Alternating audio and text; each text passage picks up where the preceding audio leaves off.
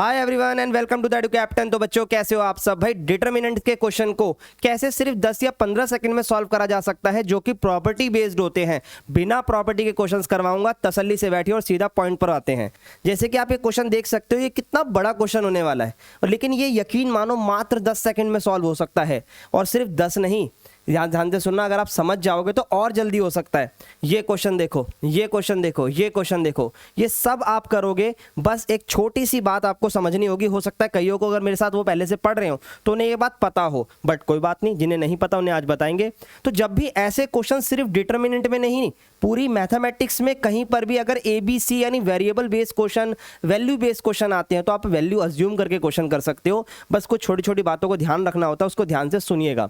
जैसे कि अगर आप यहाँ देखोगे तो इसमें इफ का केस है, जिसमें ये 0 के इक्वल आ रखा है। वहीं अगर आप सेकंड क्वेश्चन में देखोगे तो सीधा वैल्यू ऑफ डिटरमिनेंट पूछा है। तो दोनों जगह अलग सिनेरियो लगता है। ध्यान से तसल्ली से सुनिए भाई। अगर आप बात करो इस क्वेश्चन की, तो यहां पर अगर आप देखोगे ना, तो ये तीनों वैल्यू यहां पर अगर ये वैल्यू 0 के इक्वल है, तो कोई डिटरमिनेंट 0 कब बन सकता है। कई केसेस है, पर एक सिंपल केस ये है कि अगर ये तीनों वैल्यू 0 होती, इन केस मान लो अगर ये 0 होती, तो ये डिटरमिनेंट भी 0 होता, क्योंकि पहली रो के अगर सारे एलिमेंट 0 हो तो डिटरमिनेंट 0 आता है। तो सिमिलरली अगर आप यहां देखो तो P को 0 मान लो, Q माइनस वाई को 0 मान लो, R माइनस जेड को 0 मान लो, तो P 0 हो गया, Q वाई के इक्वल आ गया और R भी Z के इक्वल आ गया। ठीक है भाई, अब इधर आ जाओ। P 0 है, खत्म।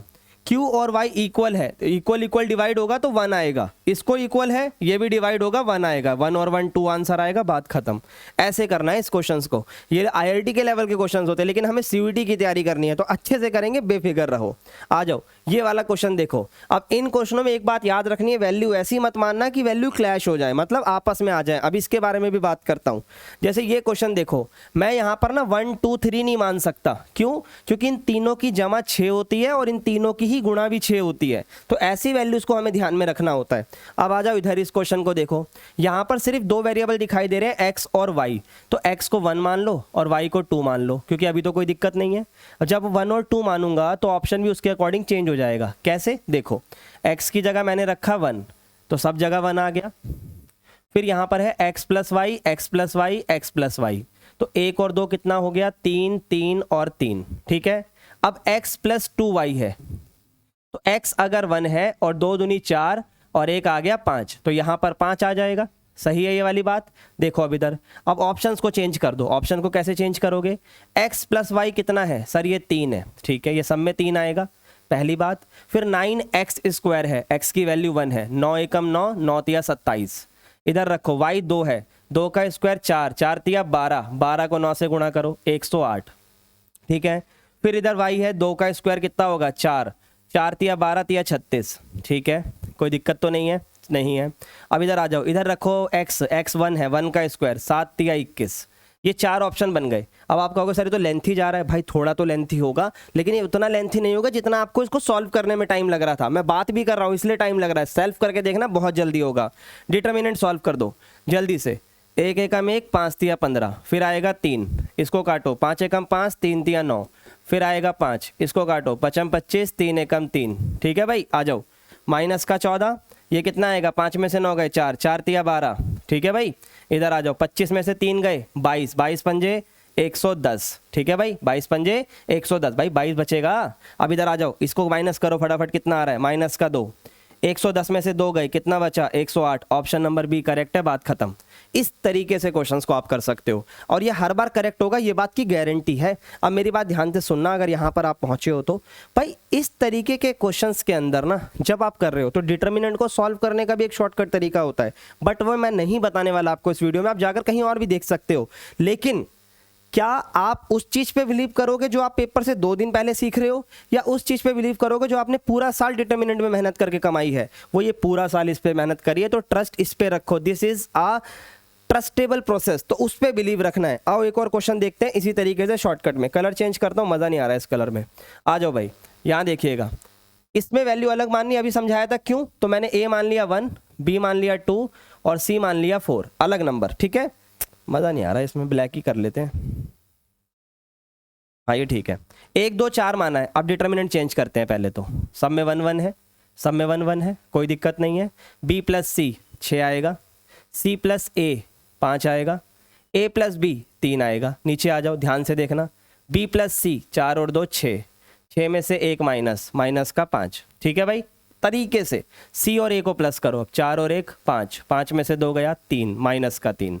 इधर आ जाओ अब ए प्लस बी 3, 3 में से 4 गया माइनस 1, माइनस माइनस प्लस 1, तो प्लस 1। ज़रा डिटर्मिनेंट ओपन करो, 1 कैंसिल, 5 एकम 5, 3 तिया 9, फिर माइनस 1, फिर 6 एकम 6 और 5 तिया 15, ठीक है, फिर 1 डिटर्मिनेंट, 6 तिया 18 और 5 25, ठीक है भाई।